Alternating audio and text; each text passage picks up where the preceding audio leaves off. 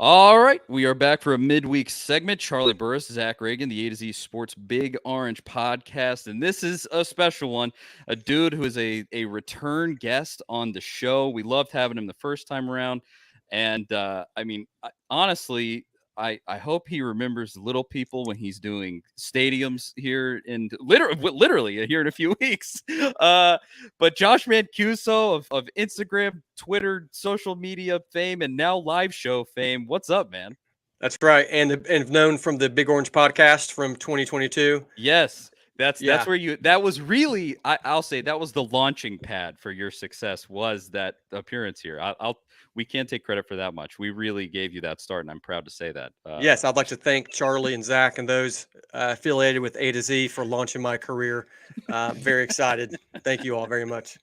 Well, yeah, good to be with y'all. Yeah, so just straight up front, we want to plug the awesome thing that you're doing in Knoxville specifically. You're doing a show at a venue. I mean, I was telling you before we came on here, the Bijou Theater, beautiful theater here in Knoxville that I grew up going to shows at, still go to shows at. It's so awesome, and you're going to be doing a pregame comedy show there for the South Carolina game. It's the night before. It's not the same day, but yeah, just give us some details of that up front here. Yeah, wouldn't that be great if I scheduled my show the same night as the game? Like, wow, shoot, should have thought that through. Yeah, Friday night, September 29th, man, thanks for having me on to talk about it. It's going to be so fun. We thought, all right, we've done some live shows, but I really, and I've booked some live shows in the future that are other places, but I'm like, I really just want to do something in Knoxville. And I'd love for it to be the same weekend as a home game. So it can be sort of like just a big orange party, baby. So we just wanted to have that feel. Thomas Edwards, former offensive lineman at Tennessee, he's coming to do music with his new song, Running Through That T. I mean, that song got me the first time I heard it, and I was like, oh, I'm not crying. No, it was just such a great song. And so we hooked up, started talking, and I was like, what if we did a show together? And we ended up picking the Bijou, and what a great venue. I never in my wildest dreams would I have imagined I'm doing a show in this theater. I cannot believe it. I should be working some, nursing home somewhere doing shows for people in the lobby there. But somehow we made it work, and I can't wait. September 29th. Tickets on sale right now. JoshMancuso.com. Boom. Show's over. Let's go. Thanks for watching. Yeah, not to like give away like your show or anything like that, but what's your live show like? Because I imagine most people probably know you from like the mascot videos and a lot of different stuff you put out on Instagram. So what can people like expect when they come out to see you? Yeah, well, they will still get some video elements, in there. It won't be just me talking. I've done some just stand up where it's just me, but this kind of show, I definitely want to weave in some videos so they can, expect to see what they normally would see when they tune into one of my channels. And then, it's a typical kind of live headline act of, 40, 45 minutes of stand-up comedy. Some of it's sports related, some of it's not. There definitely will be some sports related stuff. And some of it's just other random things that people I think will enjoy that people around Tennessee will relate to for sure. It'll be, again, kind of, we want it to be like a party atmosphere. So it's very, music and, exciting stuff. We're working on, maybe some special guest appearances as well from some people, some beloved Vol favorites. So that will be exciting. If you don't want to come see me, that's okay. Just come see the special guests that are going to be there. But I can't tell you who they are because then it would ruin it. And they'll be like, oh, I don't want to go. So people have to wait to buy a ticket and then come and hope that it's somebody that you really want to see. So it's Peyton Manning. You got Peyton, didn't you? It's Peyton Manning and John. I brought Johnny Majors back. The ghost of Johnny Majors is going to be there. Yeah, he's making a special appearance just for me at the it's seeing me live. It's just like it's like seeing Dave Chappelle, Nate Bargatze, any of the big guys. It's just as good as them. I'm just as good as them for sure. Been doing this almost as long as they have been doing it, and by almost as long I mean like a few months and. They've been doing it their whole lives, but pretty much I'm in the same league as them, 100%. Yeah. Like, people are going to think that you're joking, but like, I am joking. We had you on a year ago, and you've just continued to have success since then, more and more and more, just blowing up. So a year from now, like I'm waiting on the Netflix special There we And go. hopefully Yeah. we have a little Big Orange podcast mentioned in there or something, just like a little brief clip of this or Just a something. brief clip. I'll- Yeah, I'll work you into the set, and we'll look back. We'll say this was the night, in September when Josh Mancuso. It was 1 year from the last show. Now we're doing this show, so 1 year from now, you never know. Yeah. Hey, Yeah, I mean, just everybody go to that show with the expectation, with that in your mind. This will be as good as Dave Chappelle's best special. It will be right on line with that. That's no. That's well, I'm gonna clarify. Buy tickets as if that's what's going to happen, but Yes. let your expectations go down to thinking that this is like some kids birthday party clown or something, and so the expectations are low. I'm doing sock puppets and balloon animals. But then when I come out and I'm actually a little bit funny, then it's like, wow, this is the best show ever. So yeah, that's what I'm thinking. Well, I can't wait to find out what it's actually like, and to see Peyton. And you said potentially one of the guests is actually Dave Chappelle. You said it might be one of the special guests. Yeah, no, Dave, So Dave, yeah, D-Shap, I call him. He's coming. Yeah, he'll be there. John Mulaney.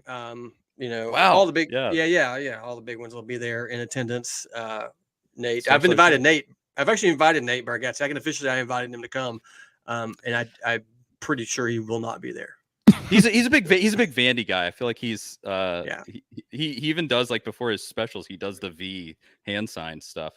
So I think he'll probably avoid Knoxville for understandable reasons. But yeah, all right. Yeah. Well, we can get to actual Tennessee topics. It is Big Orange Podcast. Yes. You were a Tennessee fan, just like us and everybody that watches the show. That Florida game, man, I just honestly, as somebody who doesn't do a show like this and have to give their hot takes and just more of like a day-to-day fan outside of your, being way more famous than us, but you are a day-to-day Tennessee fan. I mean, what were you feeling on Saturday and about this team? Oh man, as a fan, just disbelief. I really felt like we were going to go in there and do what we did last year, and you're going to see that high-powered offense. You're going to see just points, lots of points. Even if Florida scored, how many? What did they score? 29? 29. Yep. Mm-hmm. 29. I mean, we would have still beat them. I'm like, Florida scores 29. Great. That's great. We're going to score 49. So, good to go. So it was some disbelief, but also a bit of a reality check, that just because we had an amazing season last year doesn't mean that this year is going to be just like that one. And at the same time, I always feel for the players and the coaches, honestly, like, I know because the fans get all worked up and we get worked up, but I mean, I'm sure that nobody wants to win more than they want to win. So, it stunk big time, man. It was awful. And I talked a lot of smack before that Florida game, and I don't regret it, not one bit. But I'll continue to talk smack even now, even though we lost. I'm still talking smack. But it's the Tennessee way. It really is. It's the Tennessee way.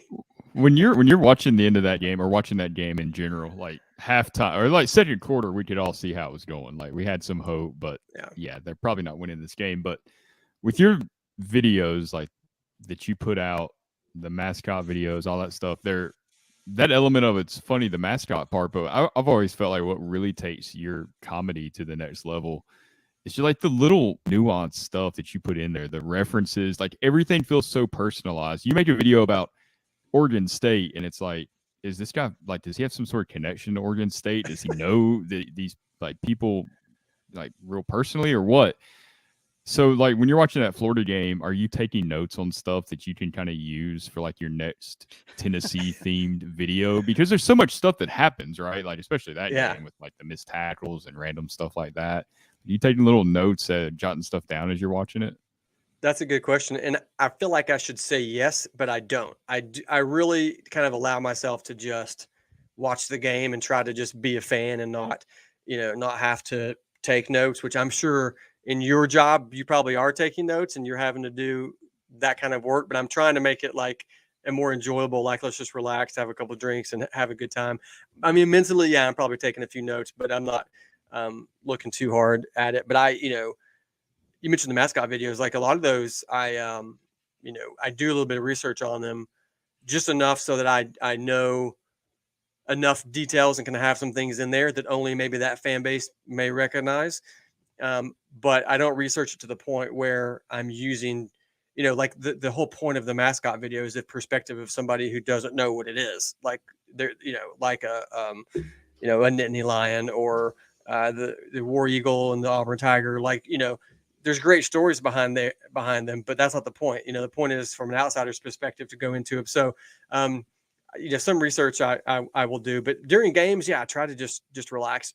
Example, like I've been making some golf videos as well, but like now every time I go to the golf course, I feel like I have to make content, like funny content. I'm like, I just want to go play golf for like 9 or 18 holes and not have to like have a video camera with me the whole time. So just follow me around the golf course and you'll get plenty of content. Trust me. Yeah, but I have a video camera with me, not because I'm good. That's not why. Yeah. Well, speaking of you and stuff with Tennessee, I want to say when you were on here with us last year, you told us, it might have been off air, that you had been kind of trying to make that video that you ended up making with Santiago Vescovi. I want to say it was in the works all the way back then. And it's so crazy. I mean, it's so cool that, obviously Tennessee has to sign off on that. Their media department. I mean, Zach and I have plenty of experience with those guys over there. They don't love people coming in their building and doing almost anything. They really would rather you never be there. But how did that come to be? That was so cool. Well, yeah. And I knew that I wanted to, and I think I did tell you guys, I wanted to do those types of interviews with sports figures. And I had started doing some interview stuff like that, like in my local community before, just for fun, which is funny because I always get people when I do these interview videos. I'll always get multiple people commenting and being like, "You're just a Caleb Presley wannabe," or he's like a Walmart Caleb Presley, or whatever. Which apparently is the guy from Barstool, who I don't really watch. So, which is funny. So I did not get the idea from him. I was already wanting to do it. So here I am. Also a Tennessee fan, or like grew up a Tennessee fan, or something. Oh, really? No idea. I have no idea. Yeah, sorry. Regardless, go ahead. He should be a Tennessee fan. Everybody should be a Tennessee fan.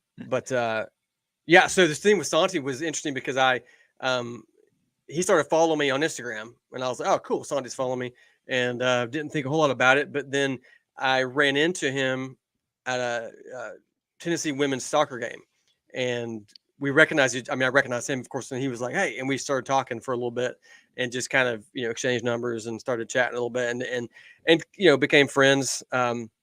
He would say we're friends. I would say we're not friends. He's not that great, honestly, but we, So we kind of came about that way. And then we got the athletic department involved, of course, so that they could be present when we did our video. So, and that just kind of spiraled into doing more, right? So I did Joe Milton, just did Tony Vitello. That's coming out. Hopefully. I was getting there. That was going to be my next thing with Vitello. So it looked like you got to do like a whole day with Tony, or you were out there on the field doing a whole thing. What happened? That was super recently. What happened there? We like to make it look like it was a whole day. It was about 2 hours. Okay, but still a couple hours. That's still a good amount of time for a head coach at Tennessee to give you. Yeah, we've asked for interviews with coaches, and you know how much time they gave us? 0. So that's you're in good company there. When Tony's not even on social media, right? So he hardly even knew who I was. I think some people had shown him my videos, so he knew that way, but he's not like he is on Instagram scrolling and watching my videos. Tony's was awesome, man. I tell you what, he can dish it out. So a lot of these interviews I do with people, right? It's a lot of kind of rendition. I'm giving it to him like I gave to Santi, making jokes and at his expense. And Tony had no problem like giving that back. It was pretty good. So, and if there's a winner of the interview with him, it's him, 100%. He did great. Yeah, it's gonna be fun. You guys will like it. Was he very and really not just Tony, but anybody that you've had from Tennessee, or they've like all into it pretty much? And like I saw that picture of you and Tony Vitello where he's like knelt down and you have your elbow on his shoulder. It's like a real Step Brothers vibe. It's like, how into all that was he, or did he get it? Like, does he kind of? Yeah, that's a good question. And yeah, he gets it totally. And he was all in. He's like, all right. As soon as I told him the vibe, All right. And like, you can take shots at me. Like, that's the whole point. He was like, all right, let's go. I mean, he was ready to go. I was like, okay, slow down a little bit there. Hey, that one kind of hurt. Yeah. Yeah, that would hurt. No. He was awesome. But yeah, they buy into it pretty quick because they, I hope and I think that this is something that universities want to do is to explore this type of content, and more of them are doing it. And so yeah, I think it's getting to be more accepted. It's not quite so crazy to do something like this, but people want to see the personalities of Coach Tony Vitello and the basketball players and other people. So I got Josiah Jordan James talked into doing a video too. We'll see if he that should be good. He'd be a good one. And Erosh as well if he's ever in town again. Oh, that could be fun. Dude, yeah, please. Well, let's talk about the one that I think right now is maybe the most relevant. You talked to Joe Milton, and I actually just noticed, I just pulled it up on your Instagram. My mom liked this video. So my mom's a fan. But Joe, yeah. Oh, yeah, maybe whatever it was. But I mean, obviously he's the center of the entire conversation going on right now with Tennessee football. How was he in that interview? And then as if he's watching this, speak to, should he be replaced by Nico right now? Oh, man. So we're going to go right into it. Okay. So what do you want first? Do you want the experience with Joe? Yeah. Yeah. Okay. That's right, really the thing. Yeah. No. All right. Joe was awesome. So he came into the room where we did the interview in the Peyton Manning room there. And that's when I met him for the first time and just kind of giving him the vibe. This is what we're going for. I give it to you, kind of give it back to me. Here's a few sample questions. I'm not going to give you all of it, but I give you a few questions. And he was like, all right, okay, no, I got you. Boom, let's go. And he's like, he's ready to go. Like he got the assignment. He knew exactly what to do. Was down for whatever. I mean, I was like, can we go down to the field, throw some passes? He was like, yeah, sure. I mean, he was down to do whatever. Was really cool, really fun, easygoing, goofing around, joking around. But yeah. And honest to goodness, like every pass he threw me, and he threw me a lot of passes, a lot more than were in the video, and was on the freaking money. I mean, just right in the hands, every single one. And they were like bullets. So after my hand stopped bleeding, I had him sign this football. If you can see it behind me, nice. For those of you that are watching, not listening. So yeah, Joe was fantastic to work with. I've met Joe, and so I feel like that I'm partial. Possibly people that are friends with Joe, of course, would think that, and we're not buddies, but I absolutely think that Joe Milton should stay the quarterback at Tennessee for the rest of the year. Nico is I can't wait for Nico to play. He's going to be amazing, but there's a lot more issues for Tennessee to fix than Joe Milton at quarterback. I mean, if Hendon Hooker walked into that exact same situation with those exact same players and the entire thing this past Saturday, would it have been different? Probably. And so, yeah, I'm sure it would have been. He's a different player, and Hendon was special, but Joe's a great player. He's matured so much. I think he's going to lead the program, and whether we go 11-1 now, or the hated 8-4 or whatever happens, I think he's a great quarterback, and I think he needs to stay the quarterback at Tennessee.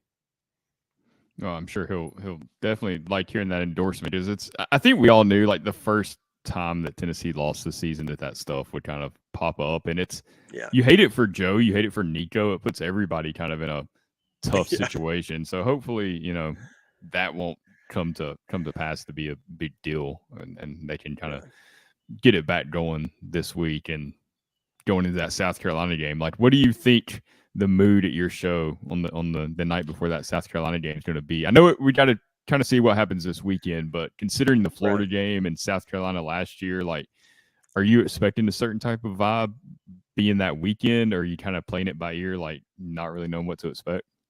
Yeah, I mean, we picked that weekend because one, the date just worked for us, and but also when I found out it was the South Carolina game, I was like, we got to do it that weekend. That's going to be dynamite. I mean, this is a revenge game, right? I mean, we are coming into this thing ready to just freaking whoop some butts and take some names and just put them back in their place and send them packing back to Columbia. And I do think we're still going to do that. I really do.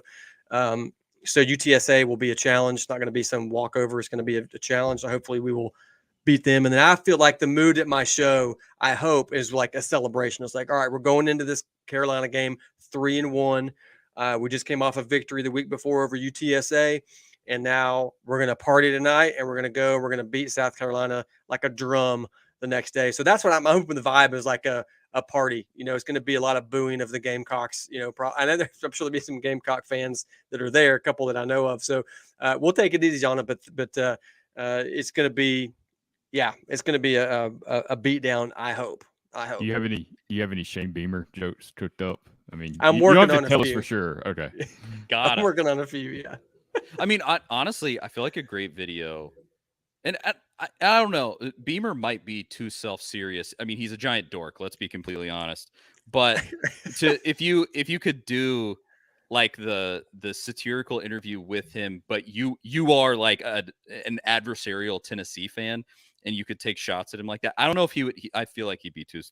I don't know. I mean, he's like done that. he's done some pretty out there things at South Carolina, or like some pretty outside the box things. You might have to let him be like Tony Vitello and go back at you.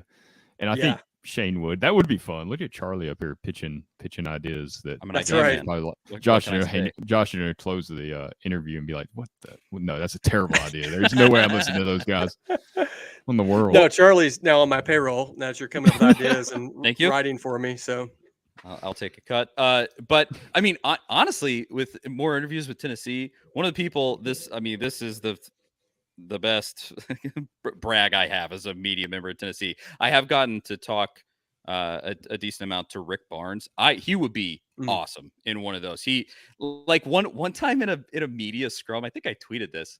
In a media scrum one time, I was just like standing up against the wall, and he came up to stand in the middle, and he walked by me, turned to me, and looked me right in the face, and then he rubbed my beard. He went, "That's a nice beard."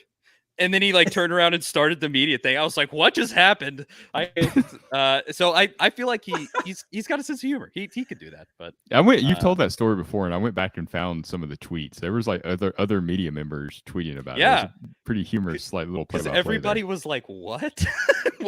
what just That's happened?" awesome, man. That's something I would do. Walk up to a random, maybe he knew who you were or not, I don't know, but and just rub some guy's beard and be like, "Nice beard, buddy." Like I may have done that before. So Coach Barnes would be great. And I feel like, doing stuff with the basketball players, maybe I can get him to do something. I think it's all about being, I did Santi in season. They were playing, they just beaten Texas. So they were excited. I think if they lost that game, I don't know that we would have even done the video. So, Joe was off season, Tony was off season. So I think that's part of the key too, because when they're in season, man, they're focused as they should be, and don't want to mess around with comedians probably. But so Coach Barnes will be great. He's on my list. The list is long. It's a long list. There's a lot of people on that list for Tennessee. But Peyton Manning is who I really want to get. So Charlie, if you hook me up with Peyton, that'd be great. Since you guys are pals, right? Is that right? I mean, I did grow up with Roger Frazier's kids, the equipment manager for the team, still to this day, and I believe they know the man, or Peyton. They know Peyton. So no, honestly, I couldn't do that. I just wanted to say that I did that. But no, I was trying to think. We actually probably could, because A to Z has a connection with 104.5 The Zone in Nashville, and of course that's Ron Slade, Ramon Foster, a whole set of people. So maybe we can do something there if you need a contact. But that's kind of this is a conversation for off of this show. That's right. What are we doing? We're open up our black books right now and let's just trade connections. Black book, is that a thing? Black books? That's not even a thing. Yeah, I'll give you the 3 numbers I have, but I don't know if they'll be of any use. Okay, yeah, right. Yeah. Now Peyton would be Omaha Productions. They're doing cool stuff. I mean, they're doing really funny stuff over there. Man. Oh, how did the deal with Todd Blackledge come about? Like, I saw you and him hanging out on Instagram. Yes, yeah, Todd. Here's the story, and this is going to be on the podcast that Todd and I are starting. I'm going to share this story, so I'll just give you the quick version. The longer version will be there, but his wife kind of introduced us by she purchased a cameo of me to give to Todd because Todd liked my videos, and so I gave him a really fun video right before he called the Fiesta Bowl. and which was just Wow. the most random thing ever. And so then we connected after that and have hung out several times, and he's awesome. And so it was actually his idea. He was like, well, we did the funny video, and then he was like, I got an idea. What if we did a podcast? And I was like, well, I mean, yeah, you're Todd Blackledge, and I'm just some comedian. But if you want to talk college football with me, I'll do it. So we're launching our show really soon. It should be fun. Wow. And he's the expert. I'm the comedian, right? So you kind of get a little bit of both. So it should be fun. Yeah, just a good thing to just let people enjoy. And Todd is fantastic, man. He's such a great analyst and great announcer. Like, I feel like he's one of the best out there for sure. Well, he's certainly been around. I mean, as far as college and Yeah. playing in the NFL, it's hard to have that type of experience for most people. No, that Yeah. dude, that's incredible. So look out for that. There's another thing to plug there. Josh and Todd Blackledge. It's just a couple more questions here. And then we can let you go, not torture you anymore with this. I'm exhausted. No, I'm just kidding. His eyes are getting heavy. He's about to fall asleep. I can tell. I can tell. Pick it up. It's 5:30. It's almost my bedtime. Yeah. Yeah. Podcasting is harder than people realize. It is one really of the hard. I would say the toughest occupation on planet Earth. But what's like the ultimate? You said Peyton Manning.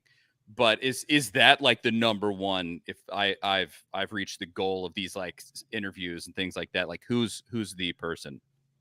Yeah, Trump, I guess. Right? No, I just sure, go all the way, all the way to the presidency. Yeah. Because I love Peyton. He's when I was in high school is when he was playing, and then T. Martin played when I was a senior. So those guys, and I know T. But Peyton, I've never really been able to cross paths with, and he would be definitely the pinnacle, I think, for me, just because I'm a Tennessee fan. It'd be great to get someone to get Tom Brady as well, huge stars that are probably never going to do anything with me. But Peyton feels a little more accessible just because he's a Tennessee guy, and we'd have plenty to talk about. Plus, he's genuinely hilarious, and it'd be good to do something with him. Yeah, so he's the pinnacle of the interviews. I want Peyton, and then I'll stop. I won't do another one ever again. You heard it here first. I'm trying to think, like, honestly, like if you can get a relationship with somebody that knew Peyton when he was at Tennessee, a lot of those people are still around. Like I said, like Roger Frazier. I mean, he was around then, and then work it that way. Maybe that might be the way. Because genuinely, the dude is just what a superstar at this point, doing the Monday Night Football show and all that stuff. Lord knows how he's even accessible, if he is at all. But I know, I don't know. I do have connections to folks that know Peyton. So it's a matter of playing the card when you feel like it's the right time to play the card, right? So making that call. That's an interesting question real quick is, how do you know, like you talked about the thing with Santi and Vitello and all these other ones that you've done. I know sometimes it just kind of works out, but is there like a process there? It's like, how do I know when to reach out? How do I know if this person is feeling this? Have you had any rejections? You don't have to say who or anything like that, but that, to me, that would be like a nerve-wracking part of the deal. Even the interviews we continue to do, it's always kind of like anxious when you reach out to somebody and it's like, oh no, I don't, or no response or something. We've gotten denied. We've gotten no's. I've gotten denied as well. I don't know that I've ever gotten a no, but I have gotten just a no response. So I have DM'd people and gotten nothing. Most of the time, I feel like I wait until I feel like there's an opportunity, which is typically they're following me and they've interacted with my videos in some way. So it's like, okay, there's a bit of an open door there. They obviously at least like my content. So there's, an initial phase there that should be a warm introduction, right? So starting there, and like even with Tennessee football, like, Vol football started following me and their account followed me. And I was like, all right, so they know they've seen my stuff. They know what I'm doing. I've got other athletes and even coaches that follow me. So I'm like, all right, there's something there. It's not like I'm nobody that they've ever heard of. They know my stuff. So that has kind of been the warm introduction that I've used, I guess, with Tennessee. And with other schools, like, I just got back from Oklahoma a few weeks ago. I did some stuff with their football team. So, they had seen my mascot video. And I've talked with, I've had Zoom calls and conversations with, Mississippi State and Missouri and Florida State and Louisville, just all kinds of teams that are interested in doing something. It's just a matter of making it happen and pulling it off. So a lot of times it's logistics. It's like, we really want you to come out here and do this, but like the coach has this, players have this, we just can't think we can pull it off. Oklahoma, I was fortunate that they made it happen, and that was pretty cool. So hopefully I get more opportunities like that as well, because I love to reach out to other schools besides Tennessee. It has been fun to kind of see other schools and their traditions and kind of embrace those. And, I'm not excited. It's like when I do my videos, I don't love putting on an Alabama shirt, okay, to do a skit, or a Florida shirt. I don't mind putting on an Oklahoma shirt, right? I don't mind putting on a, Missouri shirt. It's like no big deal. But the big rivals are tough. But yeah, that's a long freaking answer to your question. But essentially, it's reaching out at the right time, or it's them reaching out to me at the right time. It's all about timing, I think. That was the other, you kind of answered it there. I was going to ask if you'd had a lot of other people that had seen your videos reach out beyond like the Tennessee sphere of things, or even college football in general. Because I feel like once that bubble really burst, and it kind of already has, I guess, in a way, is you're already massive on Instagram and obviously all over the place. But it feels like there's so many more things that are going to come your way eventually, because it's genuinely hilarious stuff. I mean, it's not, you see people try to do stuff like what you do, and it just doesn't land. And every time I flip open Instagram and one of these videos pops up, it's genuinely funny, like clever, creative, unique stuff. So I can really see more and more people reaching out. Like, I really do think it's just going to continue to like snowball into something even bigger for you, if that's, how far you want to take it, I guess. Yeah, I appreciate you saying that, man. Thanks. Sometimes I don't know if I'm funny at all. I make something and I'm like, this is stupid. Did I put it out? And sometimes the ones I think are the dumbest are the ones people end up liking. And the ones I think are like, home runs, it's like crickets. So you never know what's going to work. But yeah, I appreciate that. Yeah, I'd love to keep going, man. I'm just going to keep plugging and getting it done. Well, if last year's show is any indication, you'll have an interview with Peyton Manning coming up here in the next 6 months, maybe. Would not shock me one bit. Like, I almost expect it to just kind of happen. That's right. Coming down the pike. And I mean, Omaha Productions called me. They all watch the show. They've told me they love the Big Orange podcast. So you're going to get the Big Orange podcast bump there, just like last year. We jump started your career last year, and then this year we're going to take you to the next levels, the elite levels of making videos. That's pretty much it. Josh, anything else you want to plug, talk about, mention? Just go right ahead. No way, man. I just appreciate you guys, and I appreciate people going to the website and checking out, seeing where my live shows are, coming and seeing me live if those are fun, and keep watching videos, man. I appreciate the opportunity to come on your all show, the Big Orange Podcast. You guys are dynamite. I told you that last time. There's a lot of podcasts out there. We just talked about how hard it is to do a podcast, do it well. You guys do it well, which is why I was eager to jump on the show with you last year. It's been a year, and you guys are still rocking it. And Zach's always cranking out amazing content on Twitter and other places. So you guys are top of the game. All right. Tip of the sword, cream of the crop, all those things. So I got tons of euphemisms on. That's not even the right word for that. That was impressive. I mean, thank you. Yeah.